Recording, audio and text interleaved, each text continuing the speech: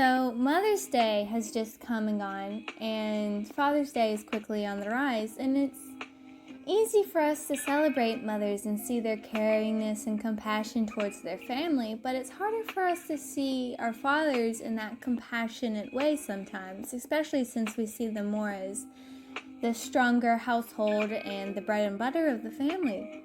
But if we look towards the Bible in Psalms 103:13, as the Father has compassion on his children, so the Lord has compassion on those who fear him.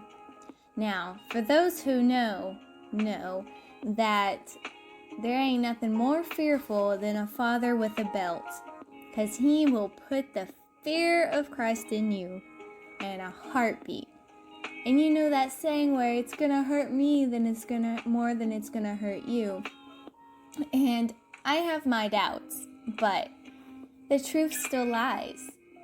They have compassion. They don't want to see you hurting, but they want me to discipline you. Now, compassion by definition is sympathetic pity and concern for the sufferings and misfortunes of others. Now, we both know, or majority of us know, the story of the brother who goes out of the family and spends all of his fortune and money and has to come back home sad and dried up. His father rejoices in him coming back home. Luke 15:20. But while he was still a long way off, his father saw him and was filled with compassion for him. He ran to his son, threw his arms around him, and kissed him.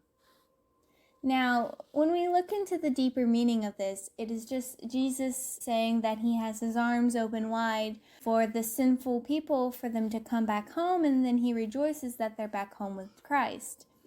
But if we don't deep dive into it and we just look at the surface, we can see that this is a father who is so happy that his son has came home to him.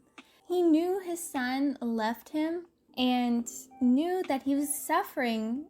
First off, just going out on his own, because he was once young himself, I'm sure, and had to do the same thing, going out on his own and then spending money. But to see his son also come back penniless and suffering, that compassion overflows in him, and he feels so bad that he just wants to go and comfort his son.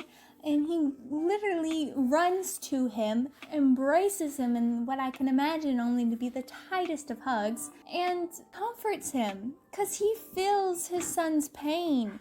He understands the suffering, is there with the compassion.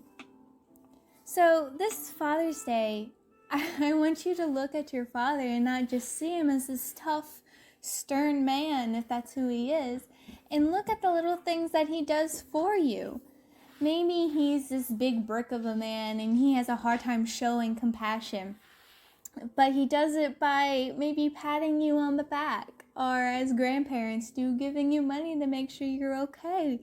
And they just want to see you succeed and to do well in life. And so go to your father, say thank you for loving me and making me feel loved, and see their compassion in the little things. Stay blessed.